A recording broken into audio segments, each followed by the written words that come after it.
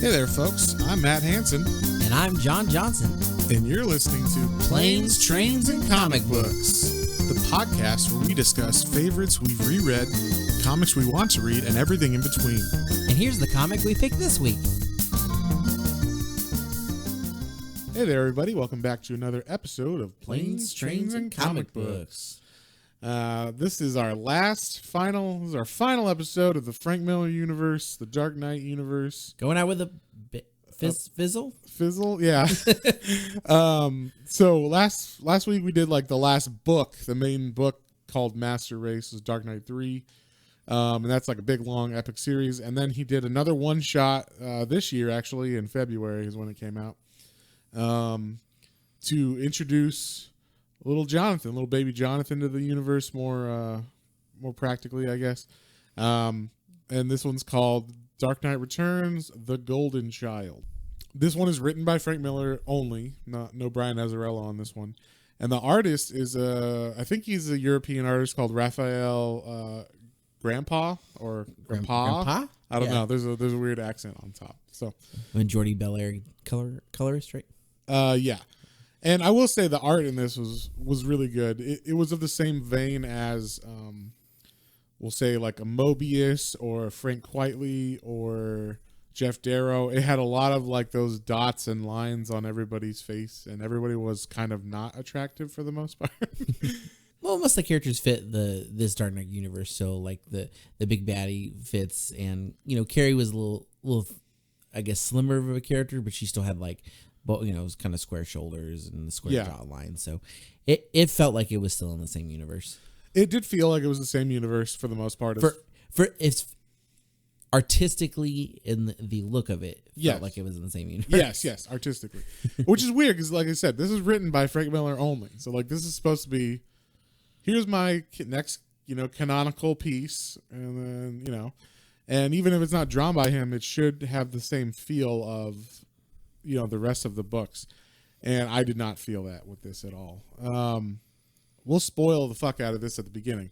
There is no Batman in this comic. Yeah, I'm waiting for the Dark Knight to return. Yeah. The whole comic. Because it says The Dark Knight Returns. So he's younger now, too. He was in the last one, Master Race, if you guys listened. Yeah. He went in the Lazarus Pit. He's young again. Young, ready to... Virile Bruce Wayne. Bruce Wayne. So like, I expected like a team... Like, maybe Carrie's going to be Batwoman and kicking butt for a bit, and then they'll have a team-up or at least something. Right. Never shows up. They do not.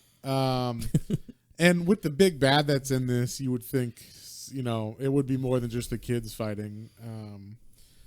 I say the kids, but the younger versions of, the main characters that we've loved for our whole life. So, and I don't mind having these other characters be there, like Batwoman is a great character. She just isn't. Yeah, she developed great. Yeah, she doesn't do anything in this. She does stuff, but it's not like Batman would do, I don't think. It doesn't seem like either she's okay with being more like Jason Todd. You know what I mean? Like that's what Bruce Wayne was worried about with Jason Todd, was that he's going to be kind of like okay to hurt people who don't deserve it necessarily, or who are unarmed and stuff. And that happens in this book, and I was surprised that,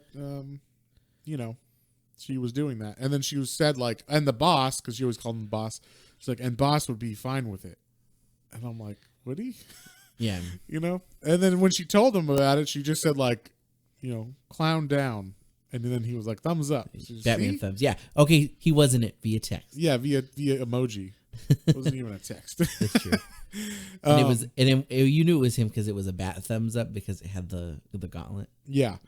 So I guess we'll get into this. It is only like a 60-page comic or something. So it's a quick read. It's a pretty quick read.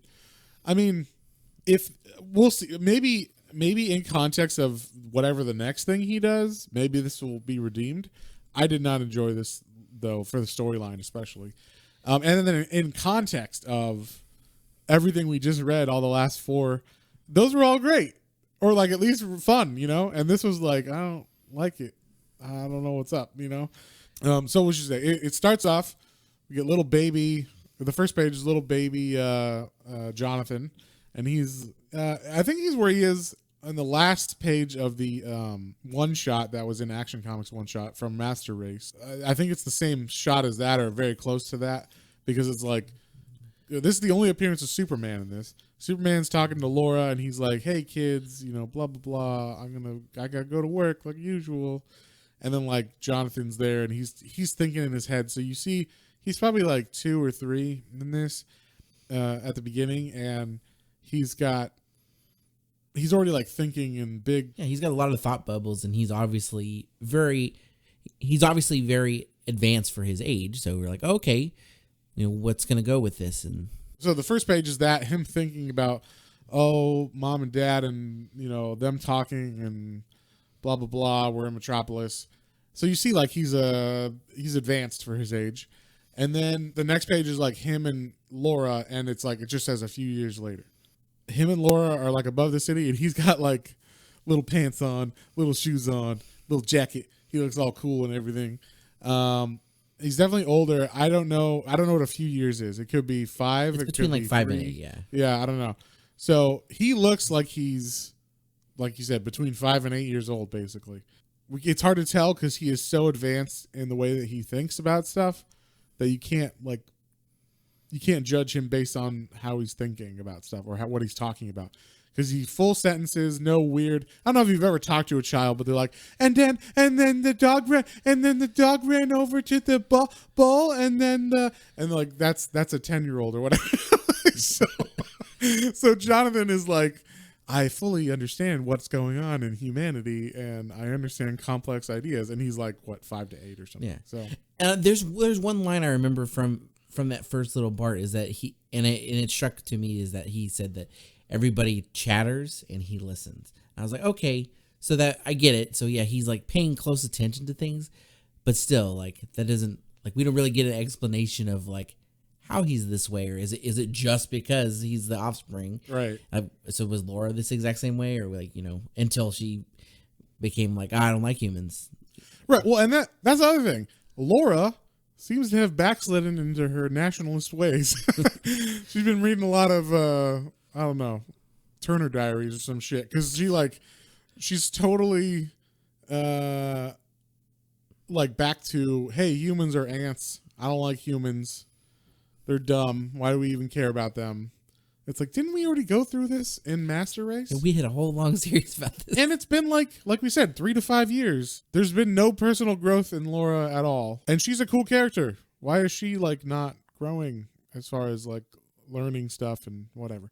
So that was one of my main gripes in this too, is Laura's just the same as she ever was since Dark Knight Strikes Again. In Dark Knight Strikes Again, she's like, why do we care about these humans? And it was a little more nuanced in that one because it's like her introduction to Batman and those people and all that. And then in Master Race, it gets escalated to, you know, her taking the side of the Kryptonians over humans.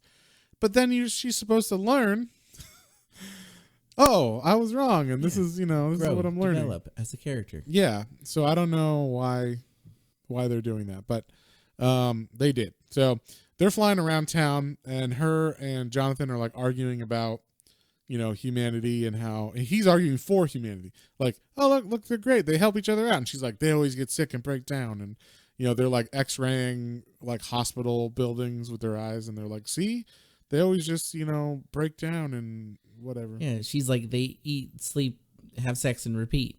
Yeah. And that's it. That's it. And then like, he's like, yeah, but they care for each other. Yeah. There's love and whatever. You don't understand the human race as I do. Yeah. Well, why though? Yeah, they have no like. How did he learn any of this about the human race? At least in like The Fifth Element, when like the perfect being is learning about the human race, she has like a encyclopedia online or whatever that she's going through and learning. There's nothing about this perfect golden child about how he knows this, who taught him this. Did he just intuit it from being alive? I guess I don't know. So yeah, they're flying around, and then they see like a disturbance, and the disturbance is there's protesters protesting a governor re-election who looks a lot like Trump. A lot, and talks a lot like Trump. So they have signs that say like no more hate, and it's got his face on it. They never say his name, so we don't know if it's Trump or whatever, but it looks a lot like Trump. It sounds a lot like Trump, so it's probably Trump. And then, but it's for governor, so yeah, it's for the governor, not president. And so then we see behind them are all these like Joker boys, and they're there and they're just beating people up with like bats and chains and whatever. So they're attacking, and then this is where we first get introduced to Batwoman in her prime. And she comes in and she's helping the protesters beat up the Joker boys. She's protecting them, and she's using like psychedelics on them and stuff, which I thought was kind of cool. She said, Boss didn't really ever want to do this, but like I don't have a problem shooting people in the face with like LSD and then watch them like trip out. And that was another thing. So in this, Batwoman doesn't have like the same qualms about hurting people that don't deserve it, and even people that do deserve it, like these guys. There's the law and justice, which would say if you're punching someone or you're beating someone up, you should get arrested, go to trial for that, right? Like that's what Batman's all about. He's not like the Punisher or like Moon Knight or something where he's just taking them out and killing them or leaving them high and like leaving them with completely shattered legs, to never walk again, kind of thing.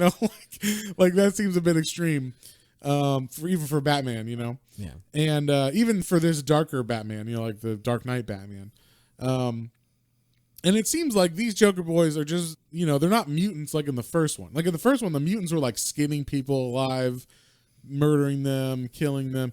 These guys, as far as we know in this seems comic, like an anti-protest. Are just they're just anti-protest, but they are beating people up. Like they're physically attacking people, but it doesn't show them. It doesn't say they're murdering people or anything. So I don't know.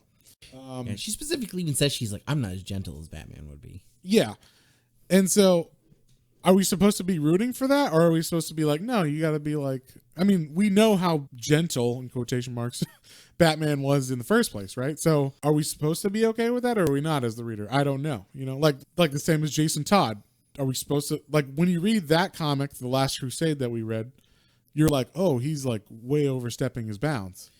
Yeah, Batman keeps making that point, and that's also part of the reason I was like, maybe Batman's gonna come back, because she's been doing this for a little bit, and maybe she's getting a little overzealous with it. Right. So yeah, Batman's gonna be like, hey, Carrie, we're not doing. That's not the way we work. But right, she seems to have gone a little Jason Todd in this to me. Yeah. So and it wasn't okay in Last Crusade, but it's okay now, which seems weird to me, or at least it seems like it. He's saying it's okay now, so that's weird to me.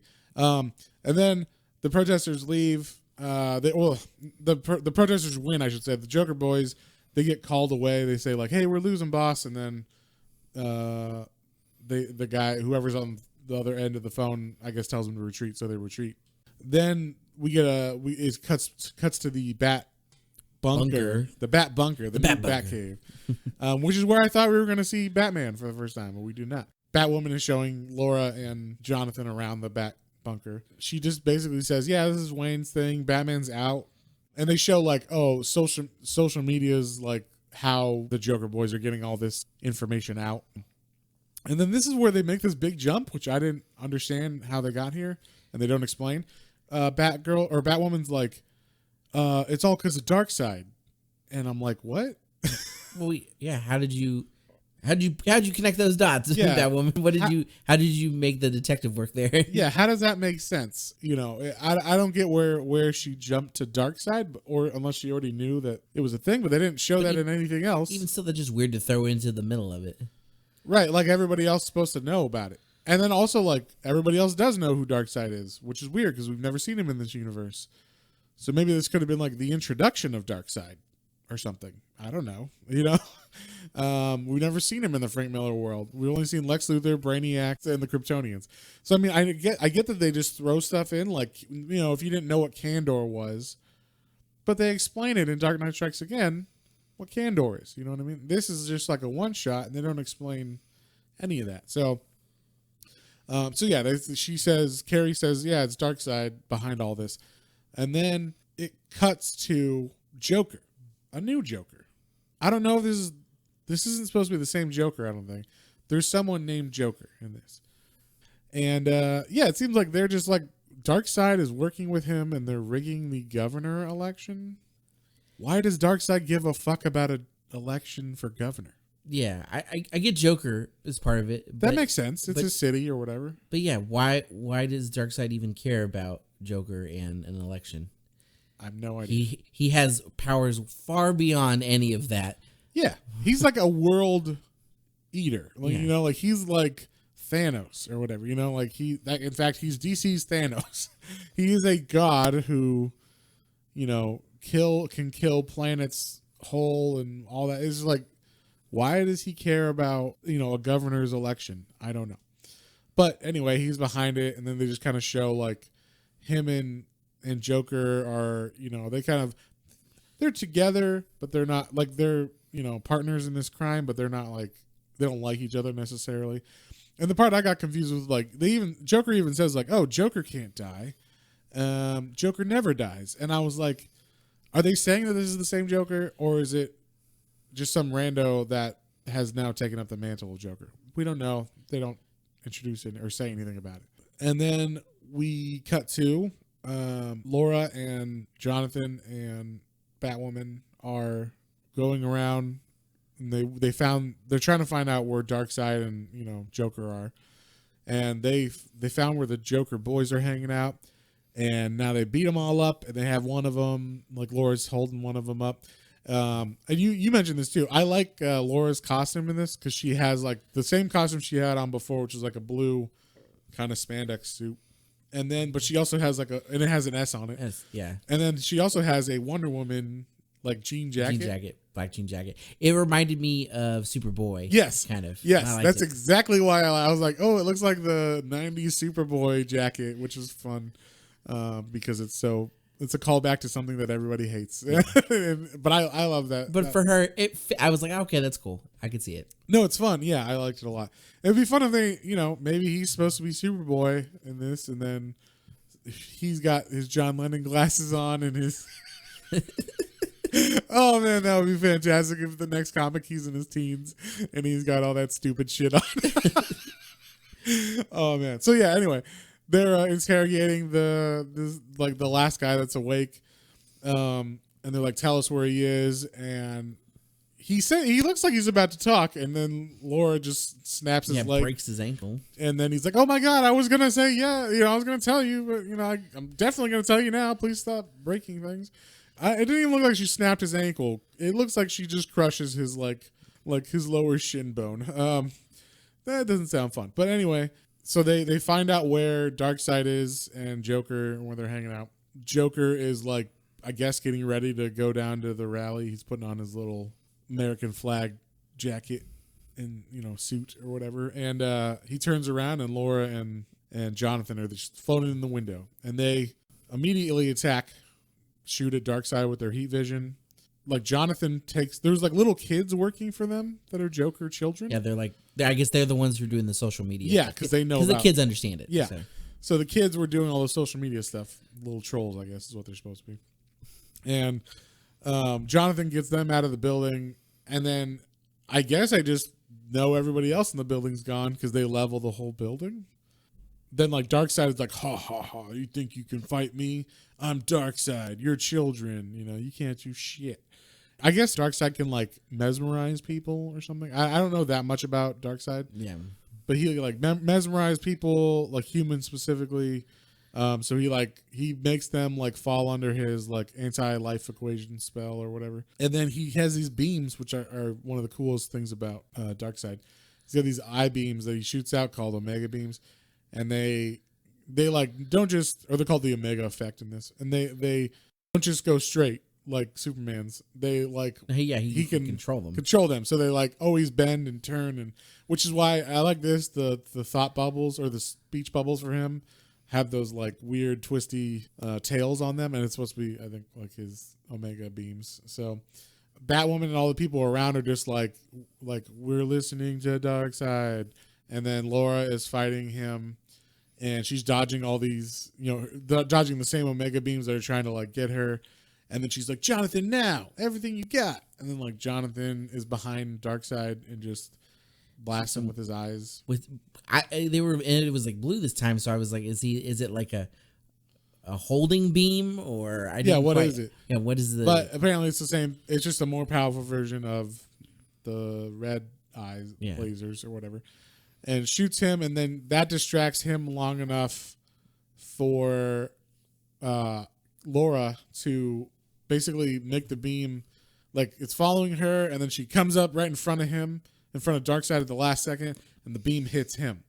So then Darkseid basically explodes, kind of. He disappears. He disappears. He disintegrates. The Omega beam just makes you turn into like antimatter or whatever. Like it just erases you from everything. So you're like, oh, well, that was quick.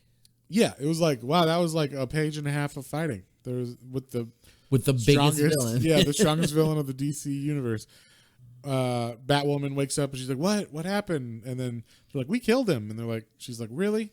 And then it starts raining blood. And then like Jonathan's the one who deduces this. Everybody's like, what? It's raining blood. And then like Jonathan's like, oh, he's after revenge. Like Earth is basically crying blood because he's still alive or whatever, and he's gonna come back more mad, I guess. It was very weird. It was a very weird panel. Like, how does Jonathan know these things? I don't know. Well, he says that they're like, oh, and they're like, and Jonathan's like, it's Darkseid, and then they're like, oh, he's coming back for revenge, and Jonathan's like, no, he's not coming back for revenge. He's coming back for me. Right. Like, but he's coming back. Yeah. Why? Yeah. How does he know? How does he know that? How do they know this? And then it shows this is like 2 pages of Darkseid is like, I guess it says I roar and a star explodes. So it's like he's reborn inside of a star. Yeah, he is like reborn cosmic force, and then it's weird because he's like cosmic energy and matter, and then he like I was thinking it was going to be like Galactus Cloud kind of thing. Yeah, no, but it's just how he travels through space. Yeah, but then when he reappears and then he's in physical form again. But it was weird. So he's coming to Earth. You know, he's heading this way. I don't know how far away he is. And then when he gets to Earth, he like lands in like some tropical area. He looks gigantic and when he first gets there, but he's not gigantic when they fight him again. Yeah. So, but he looks all young now. He's like kind of more svelte. He looks a little blocky. smoother. Yeah.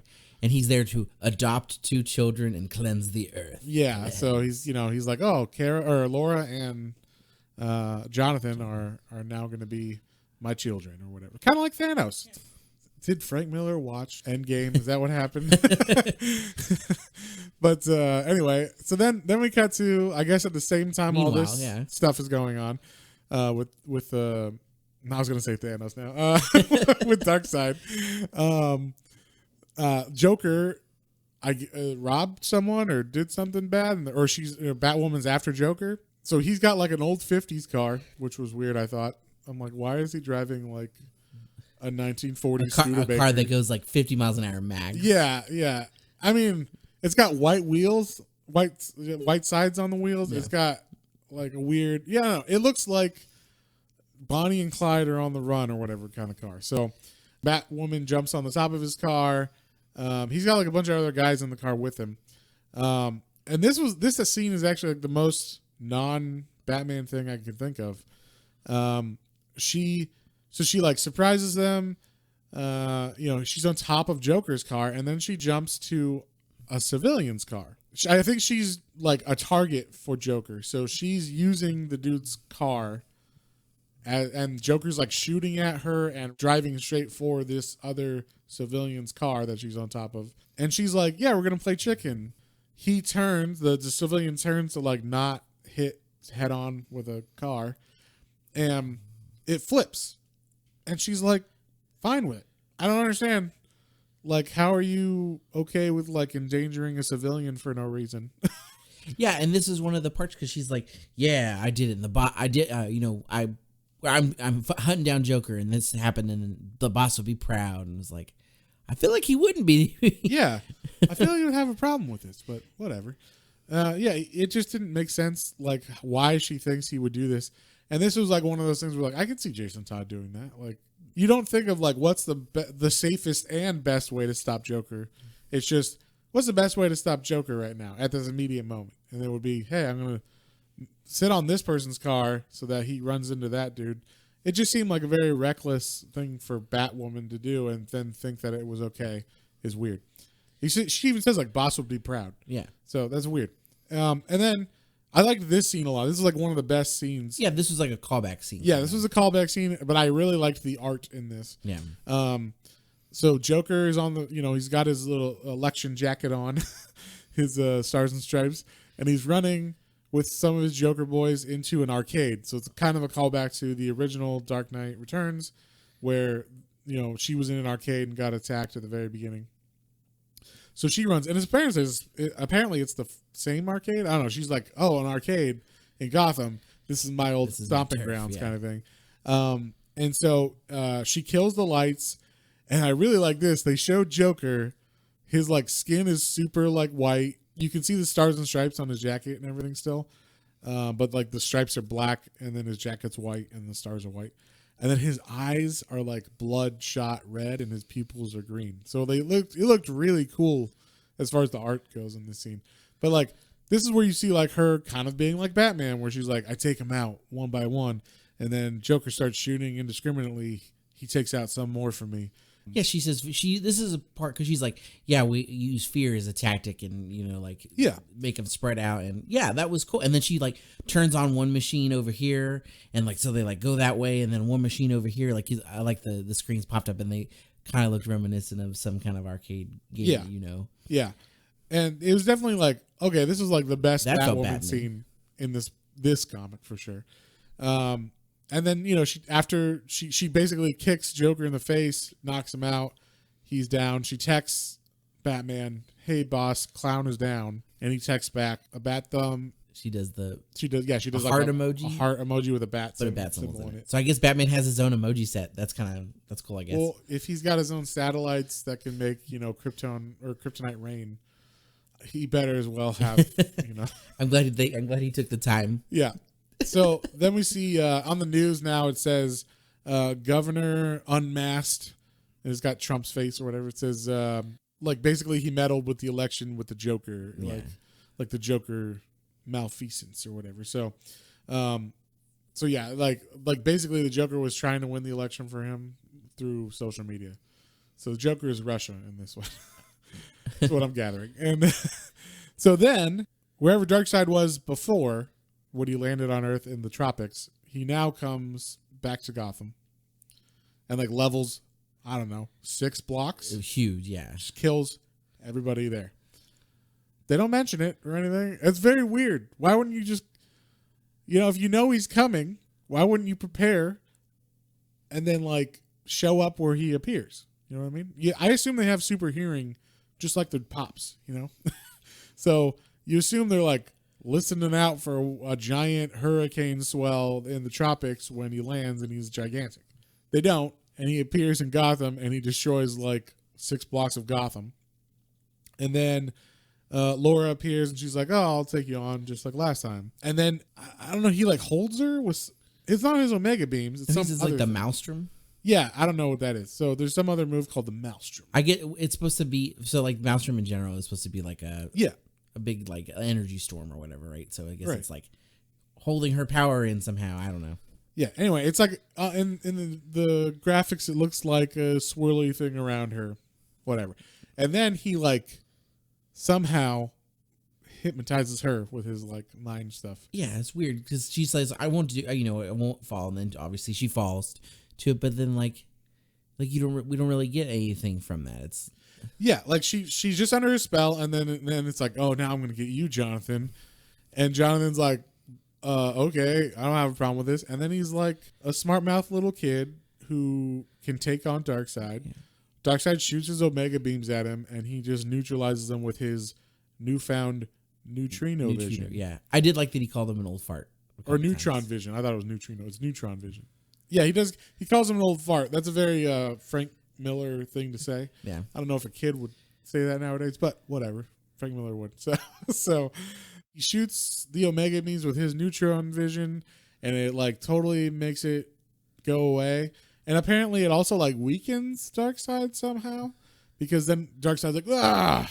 And he like, I don't know, he doesn't look the same. And then he grabs Jonathan and I did like that. Yeah, he grabs him and like that was Yeah. cool. He's like, now I've got him in my grasp. Yeah, and you thought, okay, it's gonna be like Game of Thrones when like the mountain grabbed the guy. It was not that though. Like this kid doesn't have any, like there was no struggle in this at all for Jonathan, which is weird to me because, like I said, this is the Darkseid is like the biggest, baddest bad there is in DC. So I don't know why you would make him this powerful. This really was the weirdest thing because he grabs him and you're like, I figured he would like pull his hand open or something, but he like explodes and disappears. It's very weird. And I don't then get he's it. like he is invisible or something, or he is matter at this point or something. It made it sound like it's in his brain or some shit. So Jonathan explodes in his hand, and then you can still hear Jonathan talking to him, and he says like, "I'm in your brain," so I don't know how or why or what. But anyway, Darkseid's like, I'll kill your sister then, and then he shoots his Omega beams at her, and she just vanishes. He makes her like Kitty Pryde, like she could tell, like what's it called?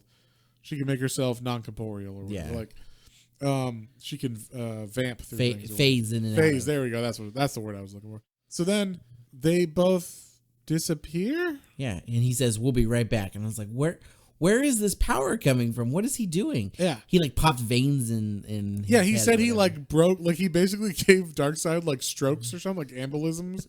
and then so Darkseid's like, and he's like in the middle of this crater still. And then someone throws a rock at him. I don't know if it was Jonathan or one of the people. I think it's supposed to be Batwoman throws the rock. Okay. And then he's like, and he bleeds.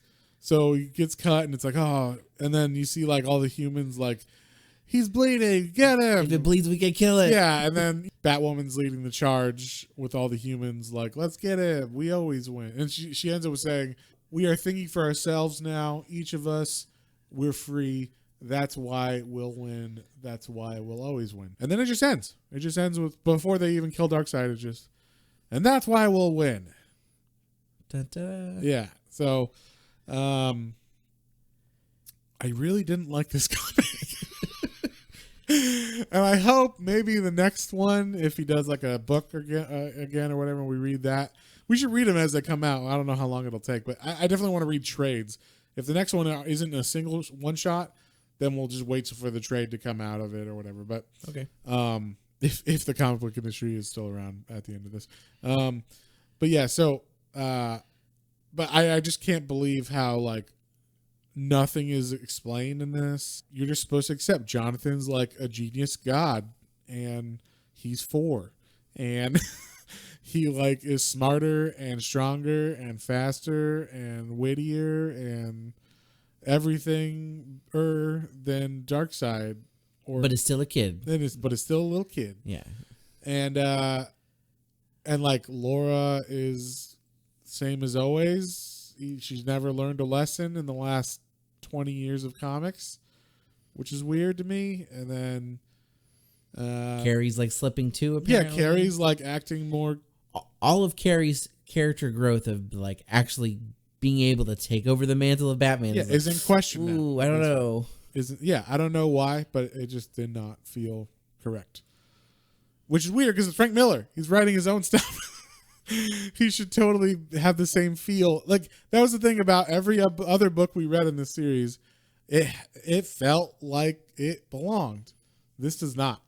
This does not feel, as far as story and everything, doesn't feel like it belonged. And the story was way better in Last Crusade, which is also a one shot that is 60 pages. So it's not that he can't tell a story in 60 pages.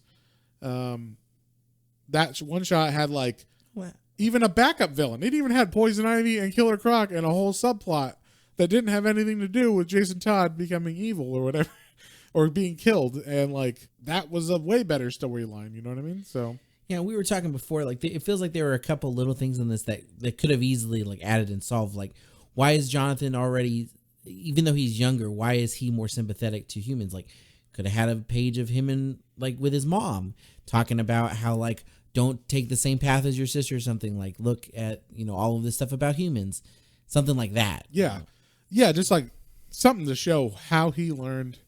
Even if he was watching like PBS or some shit, like something where I like human stuff or whatever. I have an affinity for humans. Maybe that's why they don't show any of that. Humans create Sesame Street, ergo. Yeah. I like humans. Yeah, exactly. Something like that. I don't know.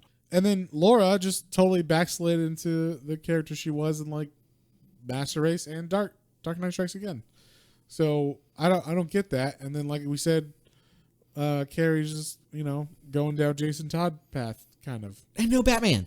That's the other thing. It's called Dark Knight Returns, the Golden Child. So it's not called Dark Knight Universe or something. Like I don't know. If it says the Dark Knight Returns on it, I would expect there to be a Batman more than an emoji, conversations. And Superman's only in one page at the very beginning. He's just like, I'm going to work, kids. Yeah. So. Well, anything else you want to say about this? No. The only thing I will point that a lot of the art was really nice. Still, it felt like it. Batwoman's costume was cool. Laura's costume was nice. Jonathan kind of looked like Coraline a little, so I don't know.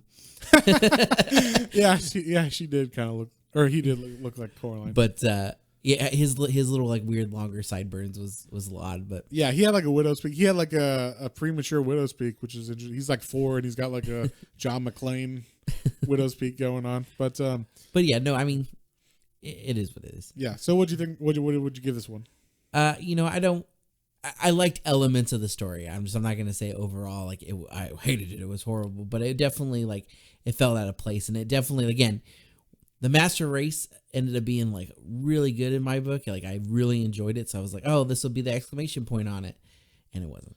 And that, at all. The letdown, I think, it is a little more for me. So I would say a 5. Yeah, I'm going to give this one a 4. It's wow. my first 4. Mainly just because it's not, the art is great in this. Like, if this had a better story, but I felt the story in this was weaker than anything we've ever read. The greatest villain in DC is like barely a challenge. Yeah, and they don't explain why like Darkseid is even there. Why does he care about an election? Why is Joker there? Why how did he come back? We don't know any of this shit. For Batman Detective Comics, there's not much detective work in this. Yeah, not at all. So yeah. John gives it a 5. I give it a 4. That is our lowest rating yet. So, I guess on that note, we'll see you next time. See you next time. Well, folks, hope you enjoyed that episode. If you did and you'd like to follow us on social media, our Facebook is Planes, Trains, and Comic Books, and our Instagram is @Planes, Trains, and Comic Books, all one word. And be sure to like, share, and subscribe for more recommendations to add to your weekly pull list. Thanks for listening, and we'll see you next time.